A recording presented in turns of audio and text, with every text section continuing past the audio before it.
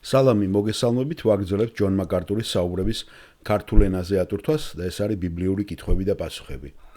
შემდეგ კითხვა ეხება წყლით ნათლობას. ამაზე ჩვენ ბევრი გვაქვს ნალაპარაკები, ამაზე ვისაც არ აგეთ მოსული შეგიძლიათ მოისმინოთ, მაგრამ მე ჩავთვალე საჭირო რომ კიდევ ერთხელ გავიმეოროთ ეს თემა, იმიტომ რომ საქართველოში ძალიან აქტუალურია ეს თემა და არა მარტო საქართველოში, მოდი ვთქვათ, რომ ნათლობასთან დაკავშირებით არა თუ დიდი შეცდომა არის, როცა პატარა ბავშვებს, ესე იგი, რომლებიც შეგნებაც არ არის ჩამოყალიბებული და მათ არ იციან რა არის ცოდვა და ზოგს გონია რომ პატარა ბავშვი ვითომ ცოდვილი არ არის და შეგნების გარეშე რომ ნათლავენ ავტომატურად, ხედავთ, არაფერი არ ხდება ამისგან.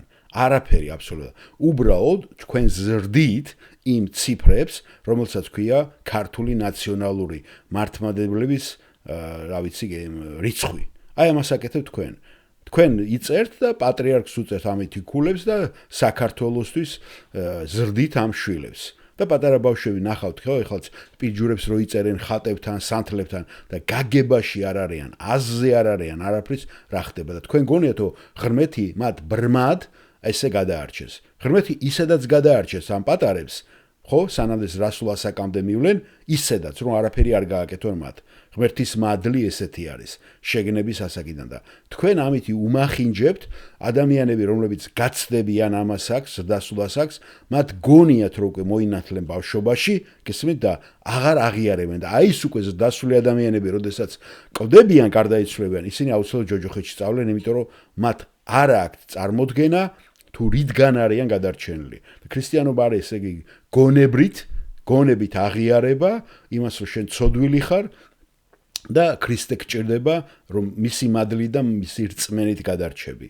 და არანაირად შენი ნათლობა ბავშვობაში და უფრო მეც ვიტყვი, ნათლობა რომელიც ასევე დასულ ასაკში და ეს აქვთ ბაპტისტებს, ეს აქვთ ზოგიერთ პროტესტანტებსაც თითქოს და ეს აუცილებლად თუ არ იქნება ადამიანი არ გადარჩება. აი ერთი ექსტრემალური კიდე მეორე ექსტრემალურს ემატება. აქაც აი ჯონ მაკარტურს მოусვინეთ ახლა ეს ბაპტისტური მასში იყო გაზრდილი თავიდან და შემდეგ მისი დენომინაციას ძალიან ძნელია რომ თქვა რომელი დენომინაციას მიეკუთვნება ჯონ მაკარტური. ზოგი ამბობს კალვინისტი. ამ დროს კალვინისტები აკრიტიკებენ მას რომ არ არის ის ნამდვილი კალვინისტი. ასე რომ საღი აზრზე ვინც არის, ხო, ის არის ქრისტიანი და არავინ არ უნდა მიაკეროს მათ იარლიყი ან ლუთერიანია, ან კალვინისტი ან რაღაც. არა, არის ქრისტიანი, ჭეშმარიტი, რომელიც ბიბლიას აღიარებს. და ახლა მოусმინეთ აი ჭეშმარიტი ქრისტიანის შეხედულებას სწორად ნათლობაზე, მადლზე და რწმენას.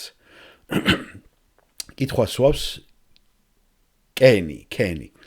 სალამი, მოგესალმები ჯონ, მე მქვია კენი. მე მაქვს შეკითხვა მოციქულთა საქმეების და ხშირად მაგალითად ინგლისურში რო იცოდეთ, ხო, მარტო საქმეებს ასახელებენ და იციან რაზეა ლაპარაკი. მეც ზოგჯერ ხალ თარგმანში, ხო, აღარ დავამატებ ხოლმე მოციქულთა საქმეებს. და ჩვენ ვიცით რომ როცა ვამბობთ საქმეების წიგნი, ეს არის მოციქულთა საქმეებზე საუბარი. ეს უბრალოდ შენი შვილს თვალსაზრისით. ხო, მოციქულთა საქმეების მეორე თავის 38 თავში ნათქვამია მოინანიეთ და ყოველი თქვენგანი მოინათლოს იესო ქრისტეს სახელით თქვენი ცოდვების მიტევებისათვის. როგორც ჩანს, აქ პეტრე მოციქული მიუთითებს, რომ თქვენ უნდა მოინათლოთ გადარჩენისათვის, მაგრამ ჩვენ ხო ვიცით, რომ ბიბლია გვასწავლის, რომ ჩვენ მადლით ვართ გადარჩენილი იესო ქრისტეს რწმენით. ასე რომ მაინტერესებს, რას გულისხმობდა პეტრე მოციქული ამ ჩამონათვალში და რატომ თქვა ეს სიტყვები. ნახეთ, მარტო როცა მუხლს გამოყოფ, ხო, მე შეიძლება რომ ცოტა დამაბნეველი იყოს. ამიტომ არასოდეს მუხლი ცალკე არ უნდა გამოიყოს და ამას ახლა მოვისმენთ ჯონ მაკარტურისაგან. პირველ რიგში თქვენ უნდა კარგად შეიგნოთ და ყოველთვის შეხედოთ ხოლმე ნებისმიერ გამონათქვამს ბიბლიურ გამონათქვამს თლიანად მთელი წმინდა წერილის კონტექსტში. და გამონაკლისი არც ეს არის საქმეების მეორე თავის 38 მუხლი რაც თქვენ ჩამოთვალეთ. ძალიან ცხადია და ძალიან ნათელია რომ მთელი წმინდა წერილი ჩვენ გვასწავლის რომ ჩვენი გადარჩენა არის რწმენის მეშვეობით იესო ქრისტეს მადლით. აი ეს ხდება გადარჩენა. თუ თქვენ წაიკითხავთ ეფესელთა მეორე თავს, მერვე მე-9 მუხლებს ზუსტად ამას. და ახლა მე წაგიგითხავთ ამ ადგილს თლიანად, იმიტომ შესანიშნავი ადგილია ეს. და თქვენც მკვდრები რომ იყავით თქვენი დანაშაულითა და ცოდვებით. რაშიც როდესღაც დადიოდით ამ წუთისოფლის წესისამებრ, ჰაერის ძალთა მთავრისა და იმ სურვილისამებრ ამჟამად ურჩ ძეებში რომ მოქმედებს, რომლებშიც ოდესღაც ჩვენც თავის თავსაც ამბობს პავლე, მიმოვდიოდით ყველანი ჩვენი ხორციელი გულისხმებით და ვასრულებდით ხორცისა და გულის ზრახვთა ნებას და ბუნებით რიცხვის შვილები ვიყავით როგორც დანარჩენები, ხოლო წყალობით მდიდარმა ღმერთმა თავის დიდ სიყვარულში, რომლითაც შეგვიყვარა, ჩვენ დანაშაულის გამო მკვდრები გაგვაცოცხლა ქრისტესთან ერთად, მადლით ხართ გადარჩენილი. აღგვადგინა მასთან ერთად და თან დაგვსხა ზეცაში, ქრისტე იესოში, რათა გამოჩნდეს მომავალ საუკუნეებში მისი მადლის გარდამეტებული სიმდიდრე ჩვენ და მიმოწყალებით ქრისტე იესოში.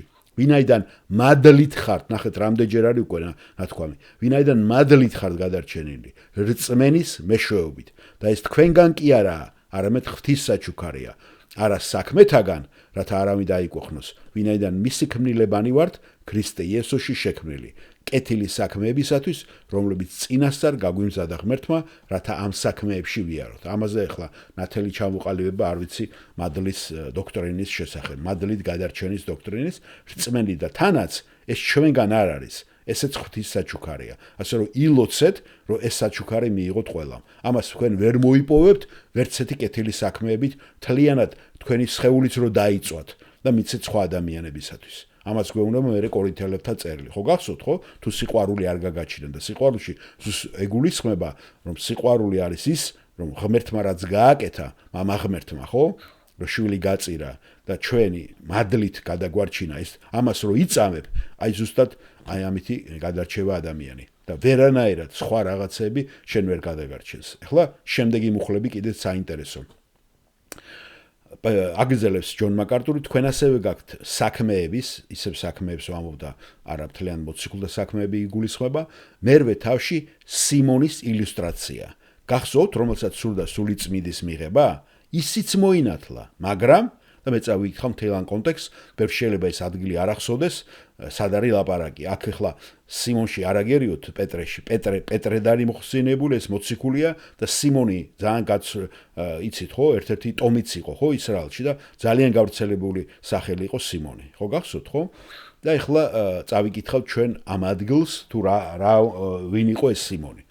ხოლო სავლე იწონებდა მის მოკლას, ლაპარაკია სტეფანე ჩაქოლეს და იმ დღეებში მოხდა იერუსალიმის ეკლესიაში დიდი დევნა და მოციქულების გარდა ყველა იუდეისა და სამარის სხვადასხვა მხარის მიმოიფანტა. დაკრძალეს სტეფანე ღვთისმოშიშმა კაცებმა და დიდად იგლოვეს. სავლე კი არბევდა ეკლესიას, ესე იგი ჯერ პავლე არ არის ხო, სავლედი ხსენიება. სავლე კი არბევდა ეკლესიას, სახლებში იჭრებოდა, ძალით გამოყავდა მამაკაცები და დედაკაცები და საპყრობილეში ყრიდა მათ. მიმოფანტულნი კი მიმოდიოდნენ და სიტყვას ახარებდნენ.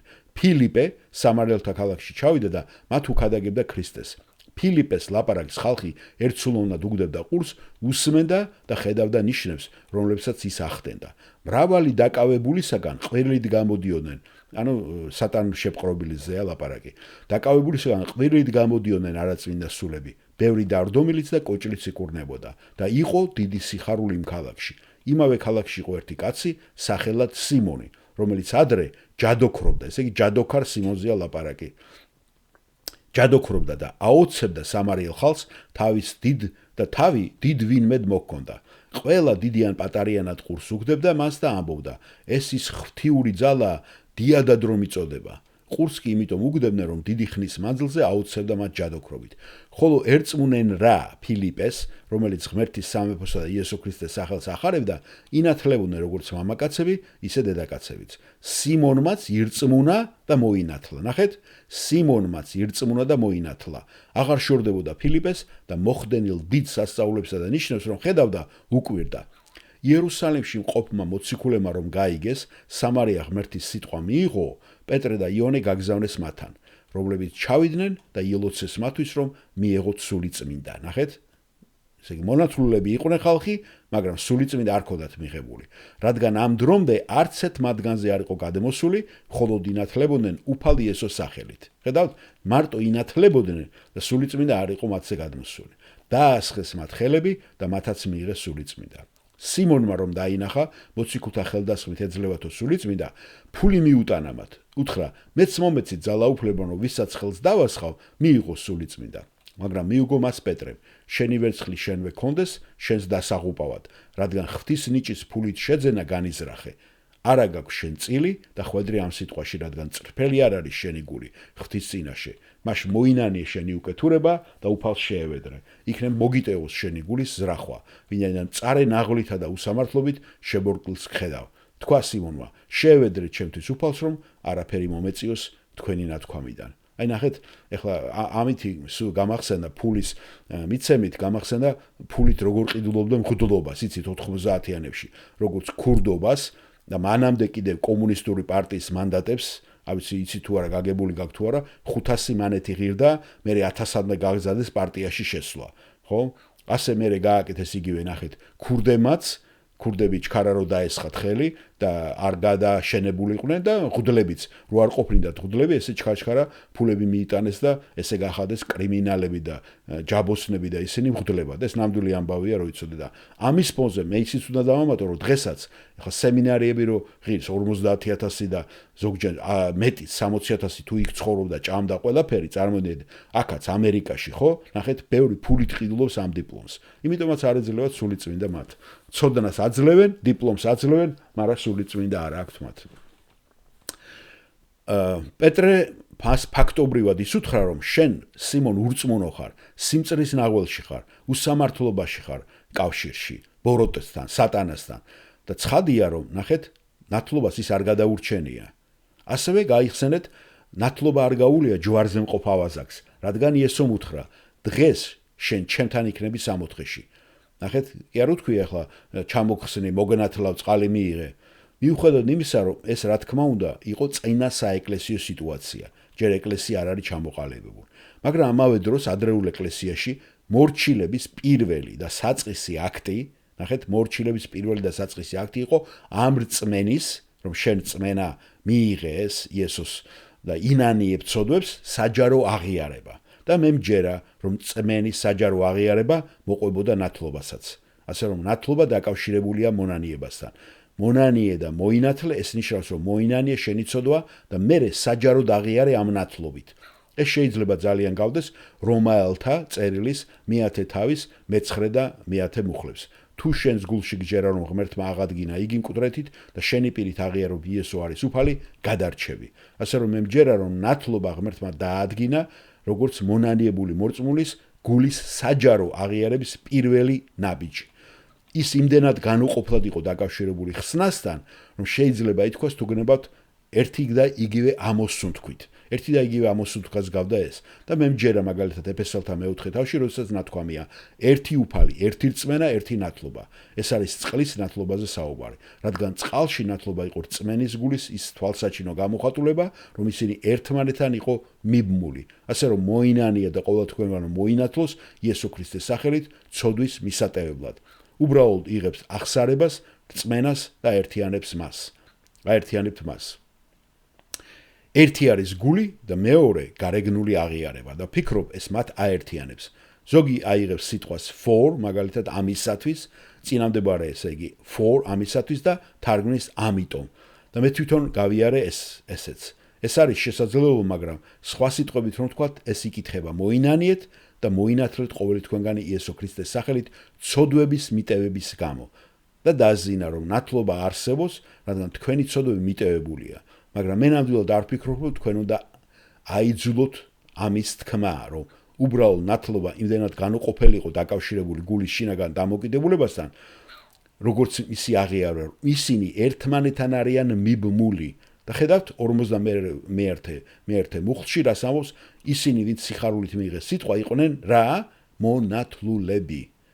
ახლა თქვენ არანაირად არ უნდა დაასკვნათ ზემორე ნათქვამიდან და შეიმუშაოთ დოქტრინა იმისა, რომ ნათლობა არის ეს ხსნა. ნათლობა არის ხსნა, ნათლობას მოყვება ხსნა და ნათლობის ხსნის დოქტრინა არანაირად არ უნდა შეიმასაკნათ დაასკვნათ აქედან.